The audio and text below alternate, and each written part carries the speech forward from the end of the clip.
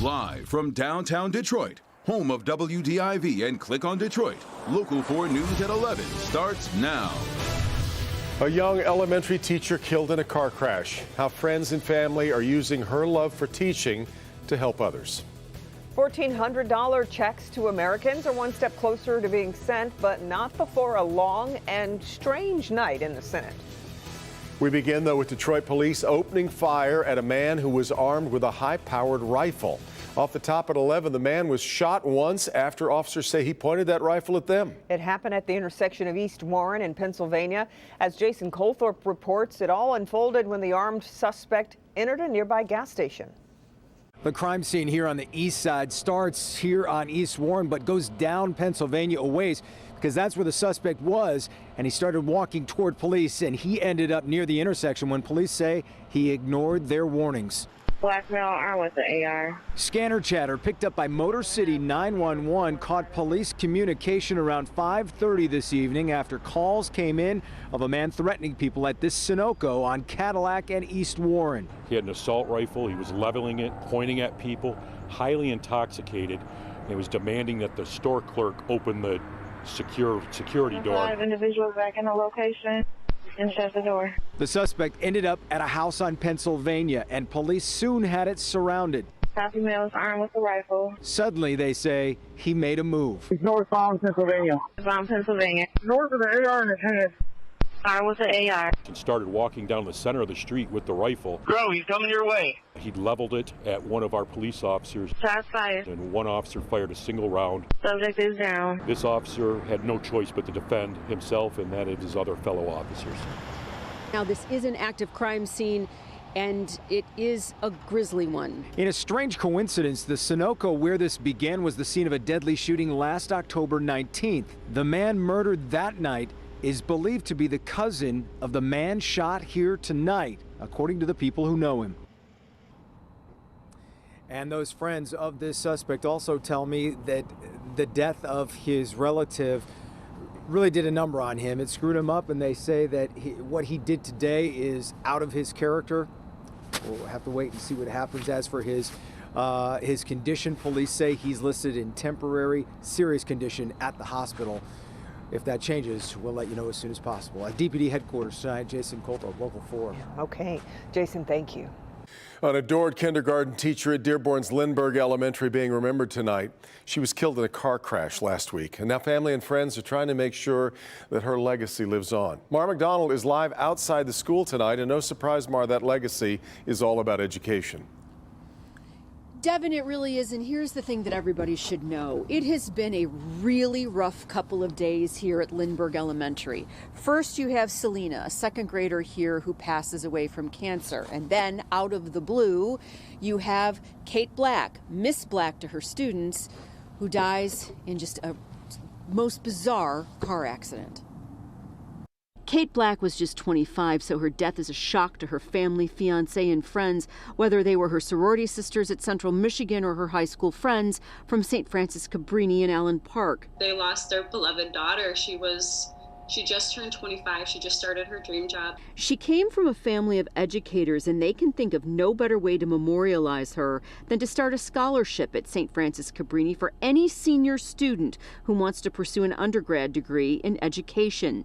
Amanda thought, let's start a GoFundMe. Her parents made a sizable donation, and all of a sudden, it took off from there. You don't expect to see all of that, the dollar amount. You don't expect to see so many shares. You don't expect to see so many donors and just people being so selfless and just compassionate during such a horrible, tragic time. Her family knows Kate loved teaching the little ones here at Lindbergh, and if parent reaction online is any indication, they loved their Miss Black back. But it just shows how great of a person that she was and how compassionate, and that these poor kindergartners now are so sad that they lost their beloved Miss Black. Back here live, these lawn signs going up both at the school and at students' homes starting tomorrow. If you would like more information on that GoFundMe, all you've got to do is head over to our web channel, clickondetroit.com. We're live in Dearborn tonight. I'm Mara McDonald, Local 4. That's so sad. All right, Mara. Detroit's mayor clarifies his stance on the Johnson & Johnson vaccine as the city expands vaccine eligibility to more residents. Detroiters 50 years of age and older with chronic health conditions can now get the vaccine. That comes as Mayor Duggan announced the city has administered 100,000 vaccine doses so far and has declined an initial shipment of Johnson & Johnson vaccines because the city currently has what it needs. Johnson & Johnson is a very good vaccine. Moderna and Pfizer are the best, and I am going to do everything I can to make sure the residents of the city of Detroit get the best. Mayor Duggan says the city will have enough of the Pfizer and Moderna vaccines for the foreseeable future, but will administer the Johnson & Johnson vaccine when needed. It is going to be a late night in the United States Senate after Democrats voted to advance President Biden's $1.9 trillion COVID relief package. Here's a live look at the Senate floor where clerks are reading the 628-page bill word for word. This has been going on for more than 7 hours now. It started shortly after Vice President Kamala Harris cast a tie-breaking vote.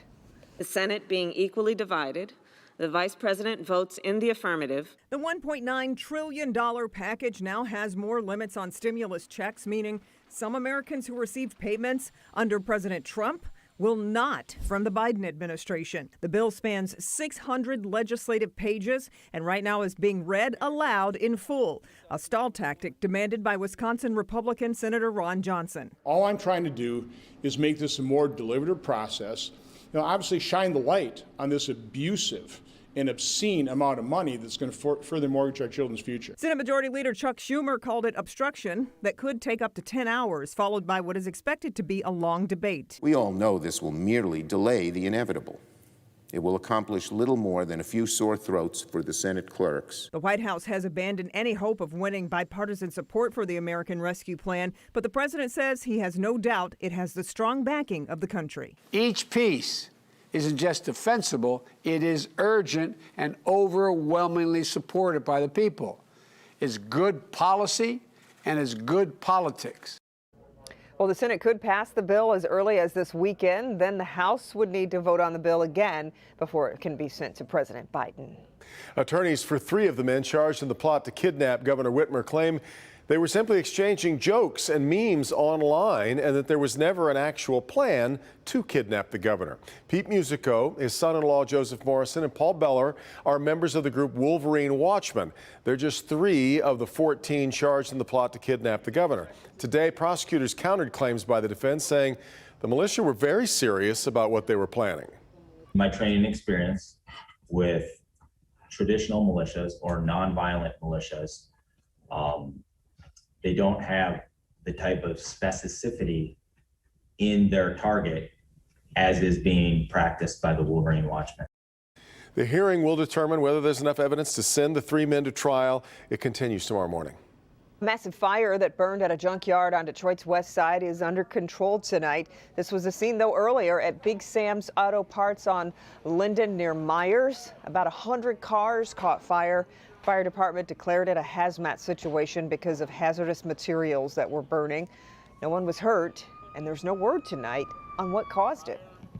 A beloved deli that's been open in Corktown for generations is now up for sale. It's a legend. High Grade Deli on Michigan Avenue, known for its corned beef sandwiches, is on the market. Now, there's no asking price on the listing, but it says its owners are taking offers. Deli has been a part of Corktown since the 1950s. All right, still ahead. Just made me hungry. Yeah.